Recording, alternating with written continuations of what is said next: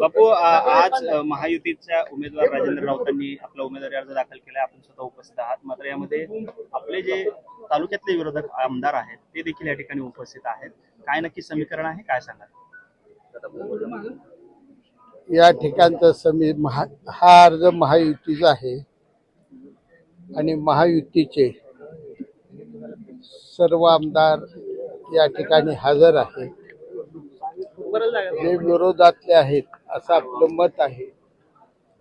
ते सर्व सध्या महायुतीला मदत करूनच स्वतःचा मतदारसंघ चालवतात.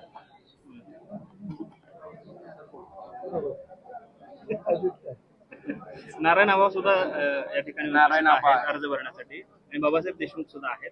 त्यामुळे ही निवडणूक बिनविरोध होईल अशी चर्चा आहे. काय वाटतं? निवडणूक बिनविरोध करण्याचा निश्चितपणे प्रयत्न होईल आणि नारायण आबा हे मूळचे शिवसेनेचेच आहेत आणि सध्या महायुती बरोबर प्रत्येक ठिकाणी ते मिळून काम करतात. काँग्रेसला काय आवाहन असणार आहे? विशेषतः प्रणिती शिंदेना जे नेतृत्व करतात जिल्ह्याचं काँग्रेसचं, त्यांना काय आव्हान असणार आहे? बिनविरोधसाठी आपण त्यांना विनंती करताय? या ठिकाणी अर्ज काढण्याच्या संदर्भानं कुणालाही विनंती करायची नाही असं आता पालकमंत्र्यांच्या समोर ठरलेलं आहे. त्यामुळे आम्ही कुणालाही अर्ज काढा म्हणून विनंती करणार नाही. आम्ही मजबूतपणाने निवडणूक लढवू. पण पालकमंत्री स्वतः म्हणतात की मी सर्वांना विनंती करतो, विरोधकांना विनंती करतो की त्यांनी बिनविरोध करावे आणि एक परंपरा जी आहे सोलापूरमध्ये ती निर्माण करावी, एक इतिहास निर्माण करावा. आज बिनविरोध करायचं ठरलं तर बरेच प्रश्न येतील ज्या त्यावेळी होतील. आपल्या पक्षाच्या एका पदाधिकाऱ्याने सुद्धा उमेदवारी अर्ज दाखल केलेला आहे. ते अर्ज माघार घेतील का